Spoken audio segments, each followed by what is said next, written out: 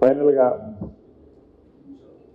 ఏదైతే వెస్ట్ కాన్స్టిట్యున్సీతో పాటు వరంగల్ కార్పొరేషన్ లో కొన్ని ఐటమ్స్ మీద చాలా క్షుణ్ణంగా కొన్ని ఐటమ్స్ నే డిస్కస్ చేసుకోవటం జరిగింది. ప్రధానంగా ఏవైతే నాలాల మీద అనాథరైజ్డ్ ఆక్యుపెన్సీలు కానీ ప్రభుత్వ స్థలాలు ఆక్పై పేదోళ్ళు చేసినవి కొన్ని, వాళ్ళని అడ్డం పెట్టుకొని పెద్దోళ్ళు చేసినవి కొన్ని, అదే రకంగా ఏదైతే ఇన్స్టిట్యూషన్స్ గవర్నమెంట్ ఇన్స్టిట్యూషన్ కి సంబంధించిన భూముల్ని కొన్ని ఆక్యుపై చేసినాం, వీటన్నిటి మీద అధికారులకి క్లారిటీగా ఆదేశాలు ఇవ్వటం జరిగింది. ఆర్డీఓ గారు, కన్సల్ట్ కలెక్టర్స్, ఆ ఇన్స్టిట్యూషన్స్ అధికారులు ఎవరైతే ఉన్నారో పేదోళ్ళకు సంబంధించిన దాంట్లో ఆల్టర్నేటివ్ గా poor of the poor people ని ఇబ్బంది పెట్టేది ప్రభుత్వం ఉద్దేశం కాదు. వాళ్ళకి ఆల్టర్నేటివ్ పట్టాలు ఇచ్చినా ఇవ్వకపోయినా వాళ్ళకి ఈ ప్రభుత్వం డెఫినెట్ గా అకామిడేషన్ అనేది చేస్తుంది. ఆ దిశగా థింక్ చేయాలి. నాలాల మీద ఎవరైనా poor of the poor people ఉంటే ఇమ్మీడియట్లీగా మనం వాళ్ళకి అకామిడేషన్ ఇస్తాం. దాంతోపాటు ఆ నాలాన్ని క్లియర్ చేయాల్సిన బాధ్యత ఉంది. పెద్దోళ్ళది ఉంటే వాళ్ళు స్వచ్ఛందంగా హ్యాండ్ ఓవర్ అయినా చేయాలి. అదర్వైజ్ యాజ్ పర్ నామ్స్ ప్రకారం విల్ టేక్ కాల్. కన్ఫ్యూజన్ ఏమీ లేదు. అదే రకంగా అభివృద్ధి పనులకు సంబంధించి ప్రభుత్వం నుంచి కొన్ని సెక్టార్లకు నిధుల రిక్వైర్మెంట్ అడిగారు. వాటిని తప్పకుండా స్మార్ట్ సిటీకి సంబంధించిన డబ్బులు ఈ మంత్ ఎండింగ్ లో రిక్వైర్మెంట్ ఉందన్నారు, అది రిలీజ్ చేపిస్తాను. దాంతోపాటు కొన్ని మిగతా నిధులు కూడా కార్పొరేషన్ కి స్వచ్ఛదనం పచ్చదనం కోసం ఒక 10 కోట్లు సంథింగ్ 15 కోట్లు ఉందన్నారు. అదే రకంగా ఈ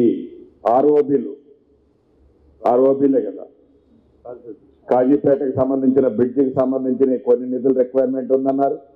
అదే రకంగా ఇంకా కొన్ని 12 కోట్లు వేరే చెప్పారు.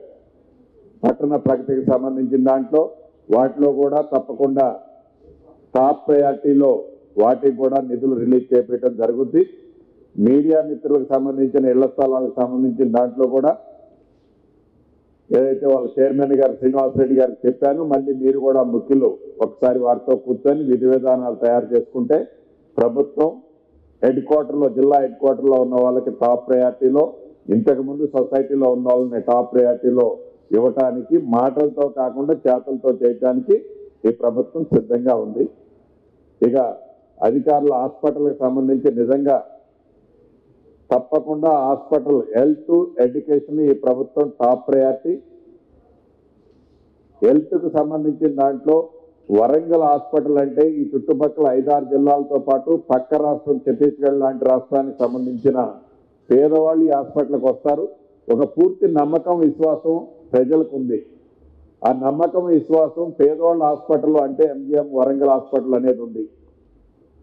ఏదైతే నా సొంత పుట్టిన నియోజకవర్గం సత్తుపల్లి నియోజకవర్గానికి సంబంధించిన తల్లాడు మండలం వాళ్ళు కూడా ఇందాక నాకు గెలిచారు.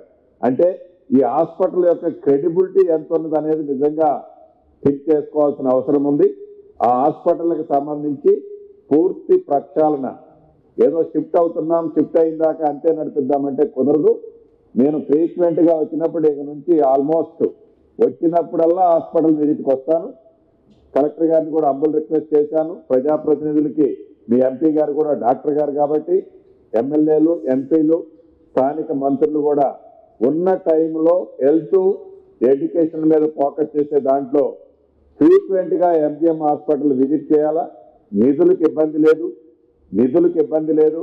ఏదైతే డయాలసిస్ ఇంత ముందు 14 బెడ్స్, ఇప్పుడు అంతకుముందు 10 ఉంటే ఒక 14 ఇప్పుడు ఓపెన్ చేశాం. ఇంకా ఒక 10 కపుల్ ఆఫ్ డేస్ లోనే ఈ రోజే శాంక్షన్ చేశాం. కపుల్ ఆఫ్ డేస్ లోనే ఇంకో 10 కూడా అక్కడ ఏర్పాటు చేయాలని కలెక్టర్ గారికి ఆదేశాలు ఇచ్చాను. అంతేకాదు భవిష్యత్తులో మెడిసిన్స్ సంబంధించి ఈ ఎంజిఎం హాస్పిటల్ హెల్త్ కు సంబంధించిన దాంట్లో ఈ ప్రభుత్వం ఎడ్యుకేషన్ హెల్త్ 2 కళ్ళు లాంటివి, వాటికి టాప్ ప్రయారిటీ ఈ ప్రభుత్వం ఇస్తుంది. ఇక ఈ కార్పొరేషన్ కి సంబంధించిన దాంట్లో నాకు ఒక రిప్రజెంటేషన్ చాలా వచ్చాయి. కమిషనర్ గారు అండ్ కలెక్టర్ ఆల్ అఫీషియల్స్ ఏవైతే బిల్డింగ్ పర్మిషన్లు ఓసీ ఇచ్చి ఓసీ ఇచ్చిన దాన్ని మీరు రివర్స్ వాళ్ళకున్న ప్రాపర్టీలు క్లియర్ చేయడానికి మీకు వచ్చే ఇబ్బందులు ఏంటి? విత్ ఇన్ వీక్ డేస్ లో వన్స్ వీక్ ఓసీ ఇస్తే విత్ ఇన్ వీక్ డేస్ లో వాళ్ళ ప్రాపర్టీలు వాళ్ళకి రిలీజ్ చేయాలి. ఎనీ కంప్లైంట్ వస్తే that officer is held responsible. Permissions ఏవైతే మీ లాగిన్ లో మీ సెక్టార్లలో ఉన్నాయో వాటికి కూడా మీరు చిన్న కారణాలు చూసి రిజెక్ట్ చేయటం కాదు. యాజ్ ఎర్లీ యాజ్ పాసిబుల్ ఒక కట్ ఆఫ్ డేట్ మీకు ఎంత కావాలనో మీ అధికారులు కూడా ఉంటారు కమిషనర్ గారు. మళ్ళీ నాకు అటువంటి కంప్లైంట్ వస్తే టాలరేట్ చేయను. ఎవరు? ఐఎమ్ వెరీ సీరియస్ అండి. This is the last and final. చిన్న రిమార్క్ వచ్చినా కూడా you are the held responsible. ఓసీలు ఏమైతే ఉన్నాయో విత్ ఇన్ 2 days లో టుమారో డే ఆఫ్టర్ టుమారో ఓసీలు ఇచ్చిన వాటి ప్రాపర్టీలు అన్ని రిలీజ్ చేయండి. పర్మిషన్స్ అన్ని పెండింగ్ ఉంటే కూడా జెన్యూన్ అన్ని కూడా క్లియర్ చేయండి. నోటీస్ పెండింగ్ ఉన్నాయి మీ దగ్గర వీక్ డేస్ దాటి ఉంటే మటుకు action will be raise. Yes sir.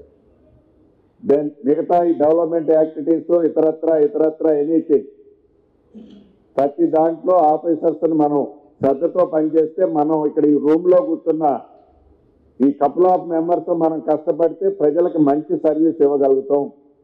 గౌరవ ముఖ్యమంత్రి గారికి ఎంత ఫోకస్ ఉందో వరంగల్ మీద, హైదరాబాద్ తర్వాత నెక్స్ట్ క్యాపిటల్ వరంగల్నే చూడాలన్నది తన కళ. అందుకే నన్ను ఇక్కడ ఫుల్ ఫోకస్ పెట్టారు. నిధులకు ఇబ్బంది లేనే లేదు. ఎన్ని ఇబ్బందులున్నా వరంగల్కి కావాల్సిన నిధులు ఒక రోజు వెనక ముందుగా తెచ్చే బాధ్యత నాది. పని చేయాల్సిన బాధ్యత మనందరిది. దీన్ని దృష్టిలో పెట్టుకొని అధికారులంతా తప్పకుండా మీరు ఫుల్ ఫోకస్ పెట్టి పని చేయాలని మనస్ఫూర్తిగా మిమ్మల్ని రిక్వెస్ట్ చేసి చెప్తున్నా. మళ్ళీ కంప్లైంట్స్ అధికారుల మీద కంప్లైంట్స్ రాకుండా ఉండే విధంగా నడుచుకోవాలని మీ అందరినీ కోరుకుంటూ మరొకసారి మొన్న ఉధృతంగా వరదలు వస్తే డిస్ట్రిక్ట్ అడ్మినిస్ట్రేషన్ రెండు జిల్లాలు కార్పొరేషన్ కూడా మీరు కలెక్టర్లు, మున్సిపల్ చైర్పర్సన్ గారు, ప్రజాప్రతినిధులు అందరూ కష్టపడి ప్రజల్ని చిన్న ఇబ్బంది కలగకుండా కూడా ఈ జిల్లాలో కాపాడినందుకు ప్రభుత్వ పక్షాన మీ ఇన్ఛార్జి మంత్రిగా మనస్ఫూర్తిగా అభినందనలు, కృతజ్ఞతలు తెలుపుతూ సెలవు తీసుకుంటున్నాను.